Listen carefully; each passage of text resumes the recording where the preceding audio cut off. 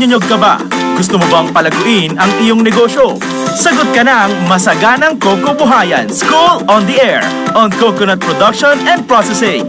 Matuto ng tamang kaalaman at mga paraan sa pagtatanim, pangangalaga, pag-ani at pag-develop ng iba't ibang produktong hango sa niyog.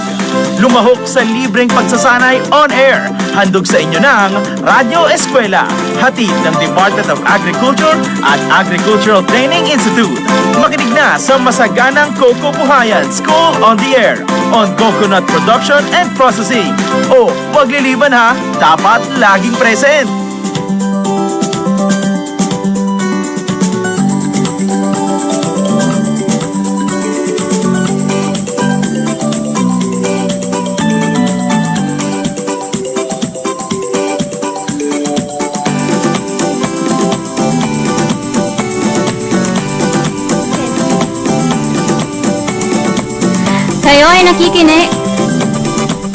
Kayo ay nakikinig sa Masaganang Coco Buhayan, Radyo Eskwela sa Pagniniyugan, or School on the Air on Coconut Production for Region 12. Ang ating eskwelahan sa radyo para sa mga magsasaka ng niyog sa probinsya ng Sarangani. School on Coconut Production, mga serye ng teknolohiya tungkol sa makabago, wasto, at tamang pamamaraan sa masaganang Coco Buhayan. Magandang umaga mga ka-agri-eskwela at mga bayani nating magsasaka ng Region 12. Isang masaganang pagbati po ang inihahatid namin sa inyo. Ako si Juvelina B. Simbulan, Technical Staff ng ATI Region 12. Itong programa ay hatid sa atin ng Department of Agriculture, Agricultural Training Institute, Regional Training Center 12, sa pamumuno ni Director Abdul I. Dayaan, at katuwang ang Philippine Coconut Authority, Region 12, sa pangunguna ni OIC Regional Manager Emily Lorion.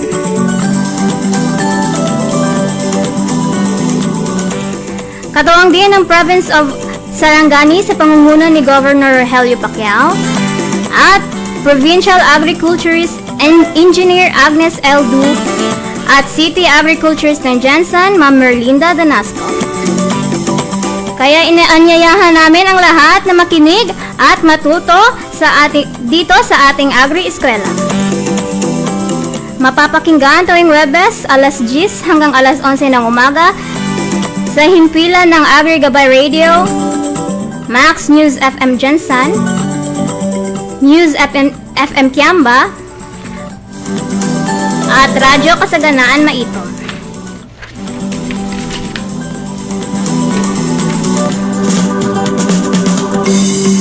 Bago tayo magsimula sa ating episode ngayon, batiin po muna natin ang ating mga ka-agri-eskwela na nanonood at nakikinig sa kanilang mga radyo. Para sa mga greetings at katanungan, maaaring mag-comment lamang dito sa ating Facebook Live o mag-text sa ating text line 0969-0178-1136. Again, 0969-0178-136.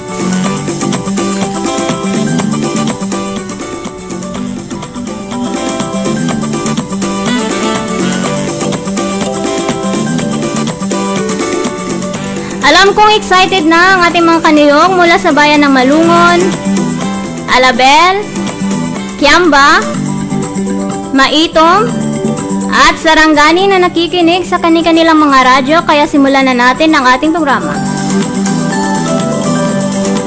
Noong episode 12 ay napag-usapan natin ang GAP o ang Good Agricultural Practice. Nakasama natin si Ma'am Lordet Istanyo ng PCA Region 12. Kaya ngayong araw ay sisimulan natin ang ating pag-aaral kasama si Ma'am Iris Joy Tabaya ng PCA o Agricultural Credit and Policy Council upang talakayin ang financial literacy and record keeping. Magandang umaga, Ma'am. Batiin po muna natin ang ating mga tagapakinig. Hi po, good morning po sa lahat. Maayong aga.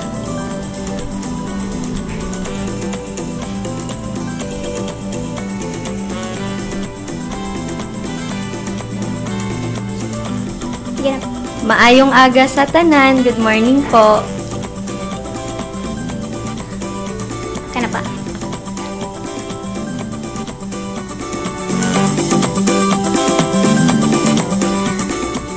Huwag na nating patagalin pa, ma'am. Simulan na po natin ang ating programa. Isang magandang umaga po sa ating lahat, sa ating tagapakinig at mga nanonood po via Facebook Live.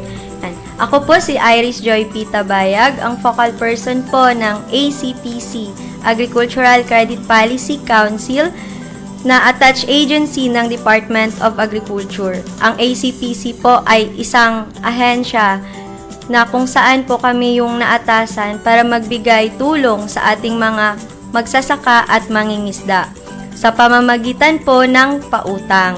So, si ACPC po ay mayroong programa, ang Agri-Fishery Credit Programs. Kami po ay pinamumunuan ni Ma'am Jocelyn Alma R. Bajola, ang aming Executive Director. At dito naman po sa Region 12, meron naman po tayong mga focal person. Sila po yung mga na-assign every provinces po. Si Ma'am Farah Peñas for Sultan Kudarat, May Sladjo for North Cotabato, and Sir Jan Alayahay naman po in some portion din ng North Cotabato. At kami naman po ay pinamunuan ni Sir Noel Lucusin, ang aming director at ng Luzon, ng Visayas and Mindanao area. At kasama po namin ang aming senior, sila Sir Omar Haji Ali and Sir Jan Tamundong. Ito po yung team ng Region 12 for ACPC. Yan po. Lahat po ng probinsya natin ay mga may focal person. At ako naman po yung assigned for South Cotabato and Sarangani area. Bago po ako mag-umpisa para sa mga programa ni ACPC, ibabahagi ko po muna sa inyo kung paano po namin pinaparating sa mga magsasaka ang pautang ni ACPC. Si ACPC po ay nakikipag-partner sa ating mga rural banks, cooperative banks, and co-op na accredited po to implement the program. Sila po yung naatasan para po mabigyan ng atensyon ang ating mga eligible borrowers. Ayan po. Sila po yung mga lending conduits natin na mag-a-approve and disapprove noong mga application noong mga borrower na mag-a-apply under ACPC. Ang lahat po ng programa ni ACPC, ang layunin po namin at ang mga target na pahiramin ay ang mga small farmers and fisher folks or yung mga RSBSA. Ito po. Yung mga RSBSA po natin, kung kapag hindi naman po sila registered under registry system for basic sector in agriculture, pwede po silang lumapit sa ating mga municipal agriculture offices. Kapag sinabi po nating small farmers, sila po yung nagmamay-ari or nag-amortize ng 3 hektarya or hindi sumobra ng 3 hektarya. Pwede naman po dito yung mga agricultural workers in farm or yung mga tenant po natin.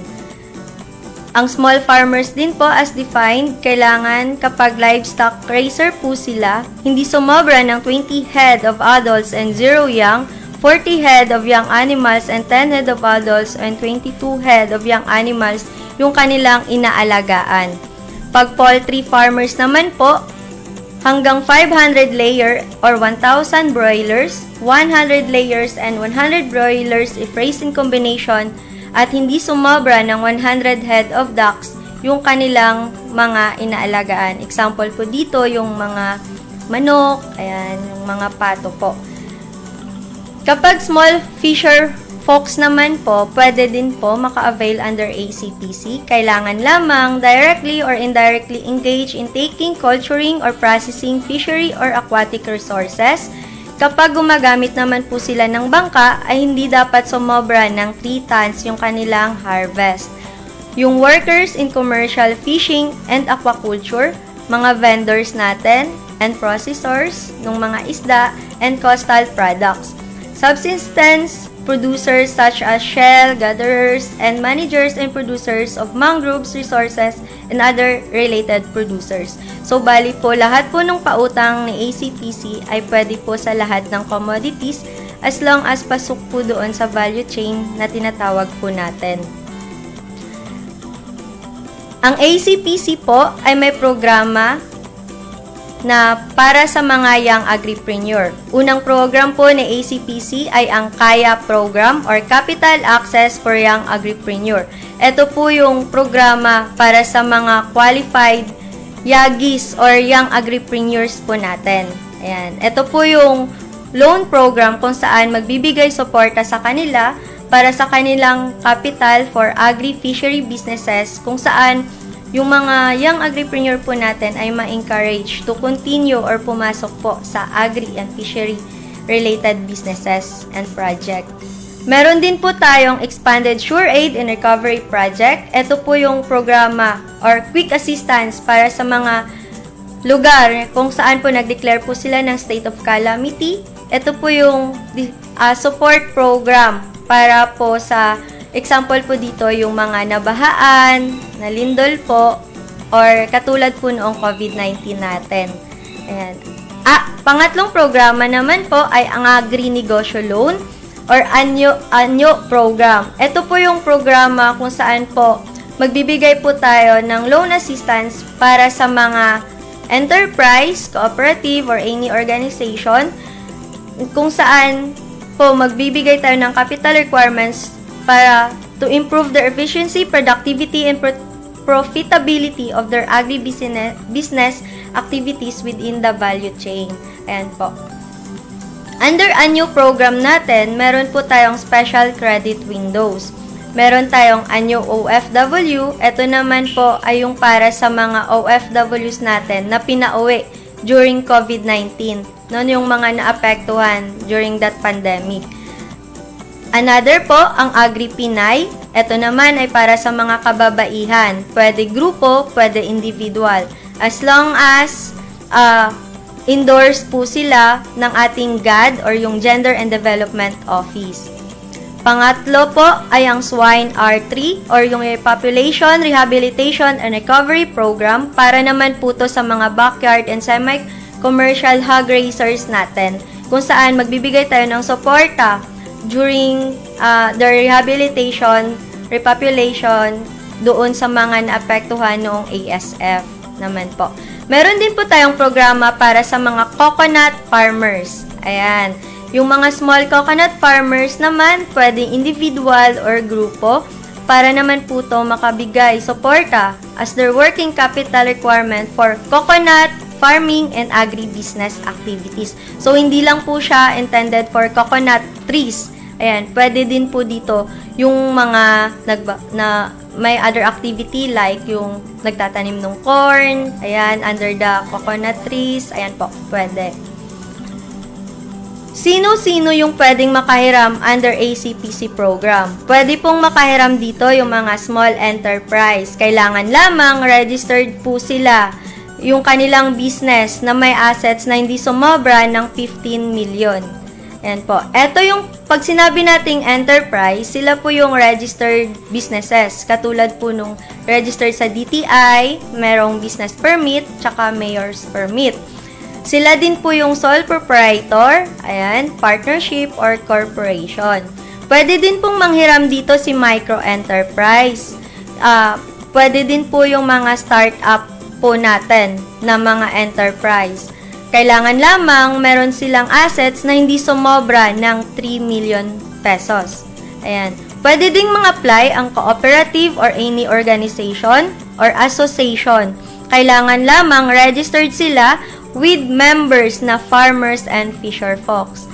At eto po yung importanteng borrower po ni ACPC natin, under ACPC. Sila po yung mga registered under RSBSA. Ayan, basta po kapag hindi pa po sila rehistrado, pwede po silang pumunta sa ating mga municipal agriculture offices na malapit po sa kanilang project. Yung RSBSA po, importante po ito, ma'am. Kahit hindi po sila umutang sa ACPC, kailangan po yung mga individual farmers natin ay registered po talaga under RSBSA. Ayan po. Ito po yung eligibility para makahiram under the programs. Kapag kaya program po yung i-avail nila or a-applyan, kailangan 18 to 30 years old po sila. Graduate of agri-fishery related courses. Yan po. I-present lamang po nila yung diploma. Kapag hindi naman po sila nakapag-graduate, okay na po yung meron silang training or from training courses po nila katulad nung TESDA or NC2. Okay na din po kahit online orientation po sa kanila as long as meron silang certification na related po doon sa kanilang project. Kailangan registered sila under RSBSA at FEDIS or FEDIS. Ito naman po ay sa mga enterprise. Yung FEDIS po natin ay ang Farmers Fisher Fox Enterprise Development Information System. Ito po yung system ni enterprise po natin under Farmers and Fisher Fox katulad ni RSBSA. Ang pinagkaiba lamang po dito ayun yung mga association, cooperative or yung mga sole proprietor natin.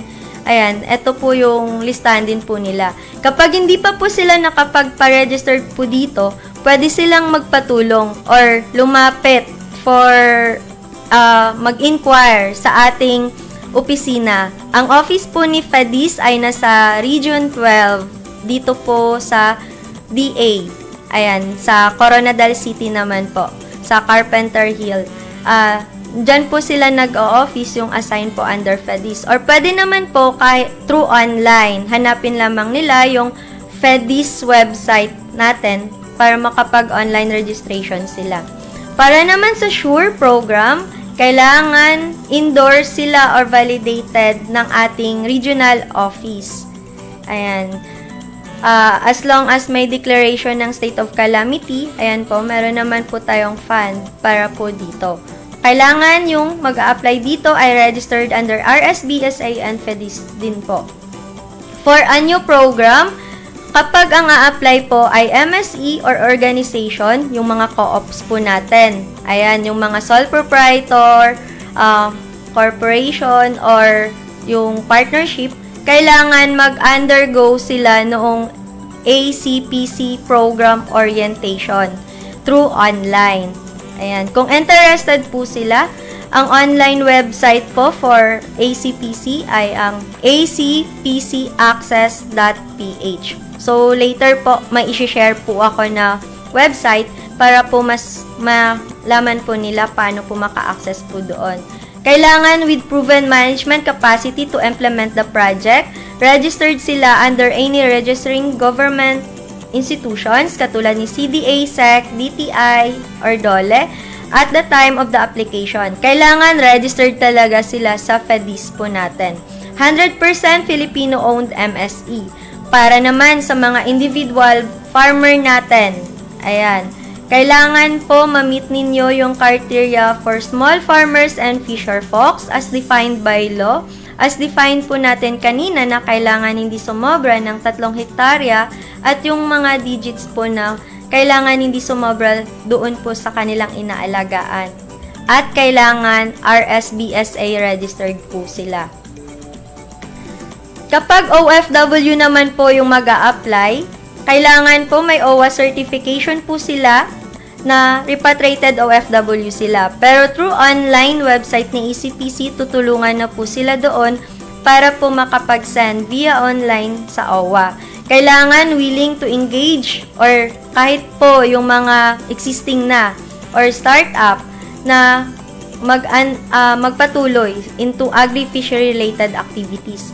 Kailangan nandito na po sila sa Pilipinas during the application and registered in RSBSA. For Agri-Pinay naman po, kailangan endorso po sila ng ating Gender and Development Office at registered sila under RSBSA. Para naman po sa GAD or Gender and Development Office, ang opisina po nila ay nasa DA Regional Office dito po sa Coronadal, sa Regional Center at Carpenter Hill. Kapag Anyo, Swine R3 naman po yung programa or babuyan naman po yung inyong proyekto, pwede pong mag-apply si Backyard Racers. Kailangan lamang 20 head of adult and 40 young animals yung kanilang inaalagaan or hindi dapat sumobra po dito. Kapag semi-commercial racers naman, pwede yung mga micro and small enterprise and small farmers and fisher folks co-op and association. Kailangan lamang hindi sumobra ng 20 head of adults and 40 young animals yung kanilang inaalagaan. For coconut farmer naman po natin, kailangan PCA endorsed po sila or registered under PCA. So, kahit hindi po sila mag-a-apply into ACPC, pag coconut farmer po sila, kailangan PCA enrolled din po sila aside from RSBSA. Ayan po. So, ang pautang po ni ACPC ay maaari nilang gamitin para sa kanilang working capital. Ayan. Example po dito, yung buy and sell nila. Ayan. Magkano po? Pag MSE po yung mag-a-apply, up to 15 million po yung pwede nilang ma-loan. Pero, ito po ay nakabase sa kanilang assets po. For example, kung si MSE or si Co-op merong asset na 10 million, hanggang 10 million lamang po sila.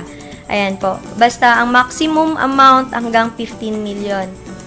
Pag individual farmer naman po, yung individual farmer natin, yung mga naka-registered under RSBSA lamang, ay hanggang 300,000 pesos yung kanilang pwedeng ma-loan. For coconut farmer, kapag individual, hanggang 100,000 pesos. Kapag MSE naman po, hanggang 2 million pesos. For OFW and swine, individual farmer natin, hanggang 300,000 pesos yung pwede nilang mahiram, at para naman sa Agri-Pinay ay hanggang 100,000 pesos. For Kaya program, hanggang 500,000 pesos ang pwedeng mahiram ni Young Agripreneur. Lahat po ng programang ito ay walang interest at wala din po siyang collateral. Meron lamang po silang one-time service fee na hanggang 3.5%. Per annum naman po para sa mga MSE and cooperative. Para naman sa individual, one-time service charge lamang po ito kukunin. So, may difference po siya. Pag organization yung mag-a-apply, per annum yung service charge. Kapag individual naman po, per transaction yung kanilang service charge. So, pwede po silang mangutang para din po sa acquisition of machinery and equipment. Kailangan lamang po, ito ay approved or certified ng ating BAFE. Ayan. Lahat po ng programa, wala po siyang collateral, pero pag machinery and facilities po yun, magkakaroon lamang po sila noong mortgage na tinatawag po natin, na ipapangalan muna nila sa ACPC yung kanilang account or doon po sa partner natin. Ayan po. Pwede din pong manghiram para sa mga agri-production for individual farmers natin. Example po dito, for coconut farming, coconut production, corn, rice, and other commodities po, as long as pasok po siya sa value chain. Pwede din po further processing, ayan, and para sa kanilang marketing. Meron po tayong loan term na hanggang 5 taon. Depende po ito sa kanilang proyekto and cash flow. Ayan po, depende po ito sa validation or approval din po during the CIBI na gagawin ng ating mga partner lending conduits. Meron po tayong grace period din po para sa ating mga borrowers na hanggang 2 taon. Yung grace period po natin, ito po yung panahon para hindi po muna sila magbayad. No? Bibigyan sila nung time para maka-income muna bago po sila makapagbayad. Na hanggang 2 taon, depende po ito sa kanilang project and cash flow during the application and actual CIBI noong ating mga partner lending conduit. And po. Ito po yung mga documentary requirements kapag interesado po silang mag-apply. Para sa ating mga young agripreneur, kailangan nilang mag-provide ng government-issued ID, isa lamang po, business plan or farm plan and budget, proof of registration and enrollment, ID picture, at yung proof of agri-fishery training po nila or yung diploma kung nakapag-graduate sila. Ayan. Si Kaya program po ay kailangan mag-online through ACPC Access. Ang website po na ACPC ay acpcacces.ph or ACPC Access. Ayan po. Para naman po sa annual program natin, kung ang mag-a-apply ay mga MSE organization, kailangan po mag-submit kayo ng business plan or farm plan and budget, proof of registration and FEDIS and RSBSA registration po, proof of business registration from CDA, SEC, DTI, or DOLE, letter of intent in applying ACPC program, latest audited financial statement. Ito naman po ay para sa mga existing na nag-ooperate na po na MSE or cooperative. Kapag startup naman po ay hanggang 1 million po yung pwede nilang ma-loan, pero kailangan mag-present po sila ng projected income statement nila kung hindi pa po available yung audited financial statement. Kailangan din po nilang mag-submit ng board resolution, endorsement from DA, at yung, proof of registration from FEDIS po nila. Kapag individual farmer naman yung mag-a-apply, kailangan lamang mag-submit sila noong kanilang farm plan and budget na kailangan certified po ng ating municipal agri, kung saan po i-assist sila kung tama po ba yung mga activities and amounts na kanilang nilagay po doon sa application. Kailangan din po mag-submit sila ng proof of RSBSA registration or enrollment at yung ID picture nila. Same lang po sila ng requirements noong para sa coconut farmer natin, OFW and Agri-Pinay and Swine R3. Ang kailangan lamang for additional for swine ay magkaroon sila ng certification from municipal or provincial veterinary na hindi sila affected ng ASF. Kapag OFW naman po, kailangan mag-online orientation po kayo. And for Agri-Pinay, kailangan endorsed po kayo ng GAD or Gender and Development Office natin. Kapag coconut naman, kailangan mag-attach kayo ng endorsement from PCA, or Philippine Coconut Authority. Yung requirements naman po nila, same lang po, yung RSBSA, Farm Plan and Budget, at yung valid ID po nila. So, eto po yung website, acpcaccess.ph, para doon po sa kailangan mag-online application for ACPC loan programs. Kapag nandun na po sila sa ACPC Access po natin, meron po kasi doong loan availment process or yung 6 steps na ACPC. Para naman po sa online, ang unang gagawin po nila ay magparehistro or magpa-schedule noong program briefing. Kailangan po mag-sign up po sila doon ng kanilang mga detalye kung saan magkakaroon sila ng username and password. Parang gumagawa lang po sila noong Facebook page. Din po. Dito po sa online, makakapag-upload and download po sila noong mga requirements. Sa online din po natin, makikita nila yung status noong kanilang application. After po nun, pag nakapagpa-schedule sila for the step 1, sa step number 2 naman po, kailangan mag-attend sila ng program briefing kung saan sila po yung pumili po noong schedule.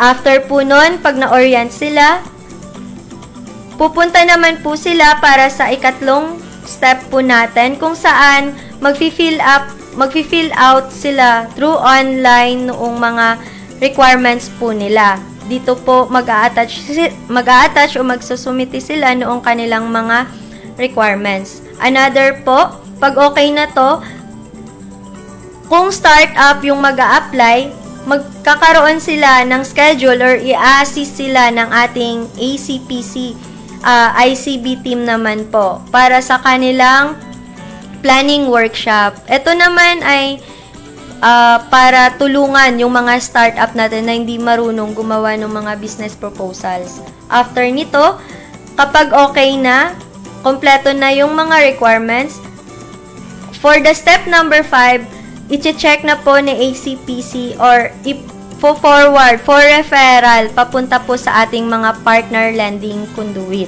Ayan. Next, kapag nasa conduit na po, si conduit po yung magpa-process, mag-evaluate, at siya po yung mag-provide noong credit decision kung approve ba or disapprove yung application noong ating mga farmers. Ayan po. Lahat po ito ay kailangan ma-process ng ating mga kaya applicants, yung sa anyo natin na MSE, OFW, Cooperative and Association, kailangan po naka-online po sila. Additional po pala para po sa requirements, kapag association, MSE, yung mag-a-apply, kailangan po natin ng endorsement from regional office ng Department of Agriculture. Dito po sa Region 12, nasa Coronadal po yung regional office po natin. So, kapag mag-process po kayo noong endorsement, lahat po nung attachment and requirements ni ACPC, yun lamang din po yung isasubmit po nila doon sa regional office natin. Or kapag hindi naman po nila na-catch up yung online orientation natin ngayon, ma'am, pwede naman po na pumunta po sila doon po sa office namin sa region. Ayan po, dito po sa Coronadal.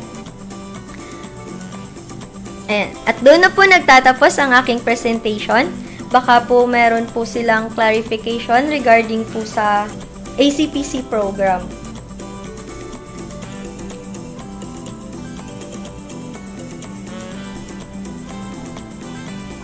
Oo, okay na.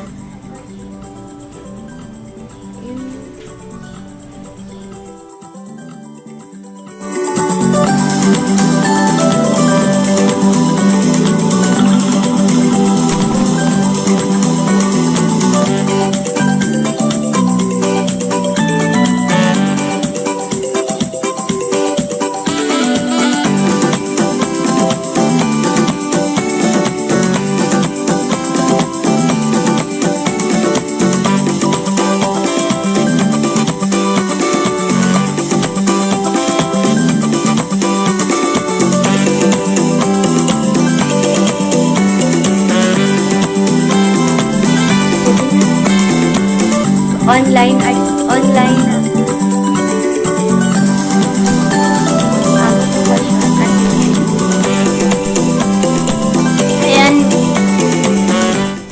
Ayan ma'am, may nagtatanong po, meron po bang e-certificate?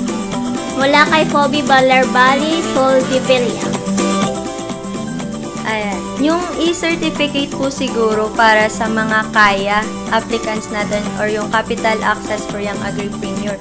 Pwede naman po siya kasi baka nag-online orientation siya. So, ayun, i-attach na lang po doon, then i-evaluate na lang po natin kung ano po yun na e-certificate na sinasabi niya.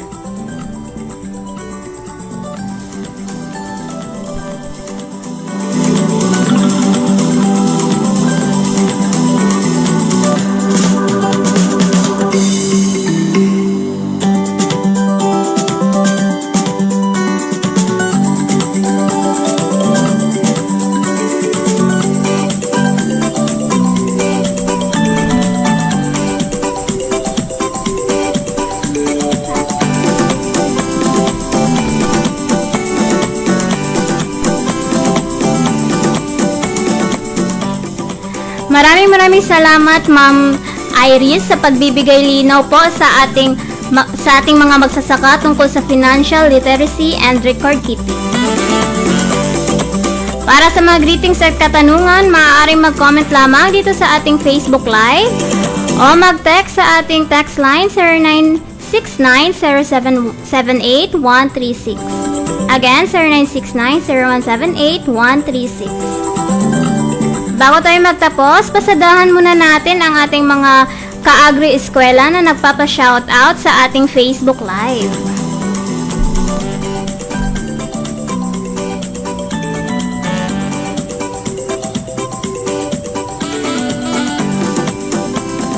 Mula po kay Rosel Aguilar, pa-shoutout sa agricultural scholar na nakikinig sa Agri-Eskwela dito sa EnviroGreen School of Katanggawan. Good morning po, sir.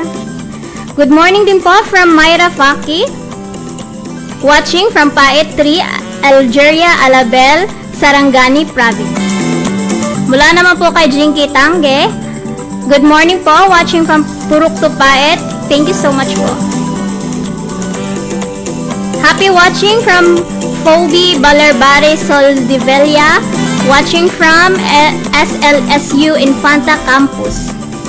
Mula naman po kay Jovelyn Tangge Salinto, good morning po, watching from Paet, Algeria, Alabel.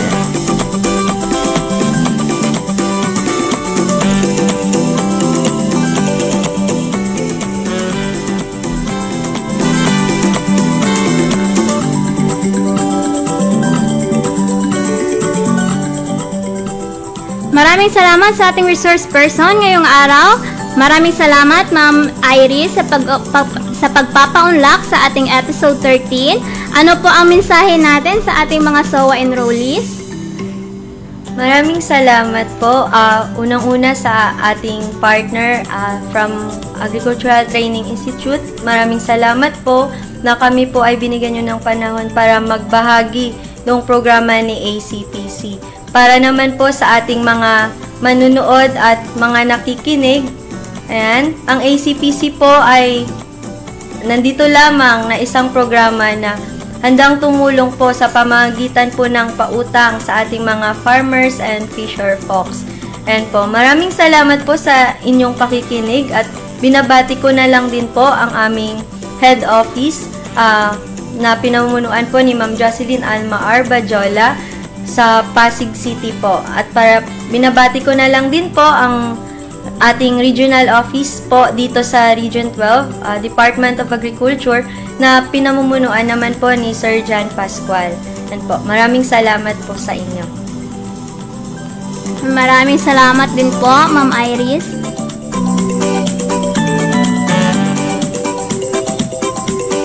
Paalala lang po sa ating mga SOA enrollees na magkakaroon tayo ng quiz sa ating susunod na episode, kaya maghanda lamang po ng papel at ballpen.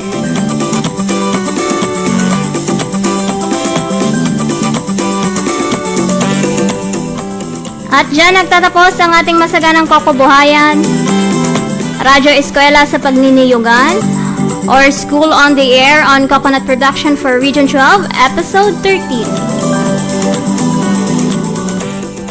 Paki-like and follow ang ating social media accounts, Facebook, ang Agricultural Training Institute 12, PCA Region 12, sa ating Instagram at Twitter naman at ATI RTC 12.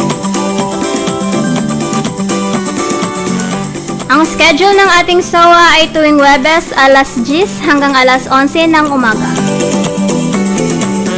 Maraming salamat sa ating SOA Provincial Coordinator, Sir Paul Benevic Berhes, at Municipal Coordinators, at sa ating City Coordinator. Maraming salamat din sa ating mga napaka-supportive na City at Municipal Agriculturist ng Jensan, ng Sarangani at Jensan. Paalala din po na pa-submit po ng ating mga SOA forms katulad ng enrollment form, participants registration form, pre-test, at sizes sa ating mga municipal coordinator.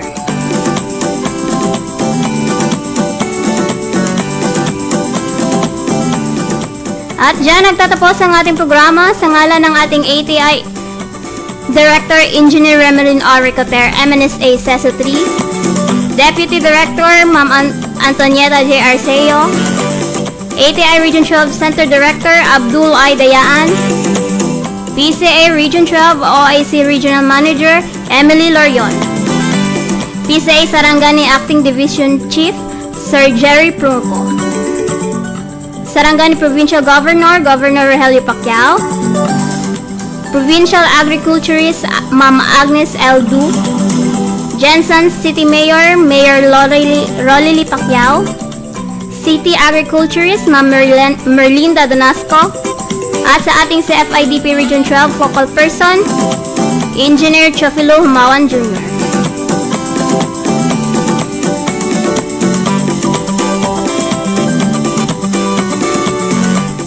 Para sa ating susunod na episode, pag-uusapan natin ang Coconut Farmers Organization and Development, Marketing and Promotion, at makakasama natin dito ang DTI.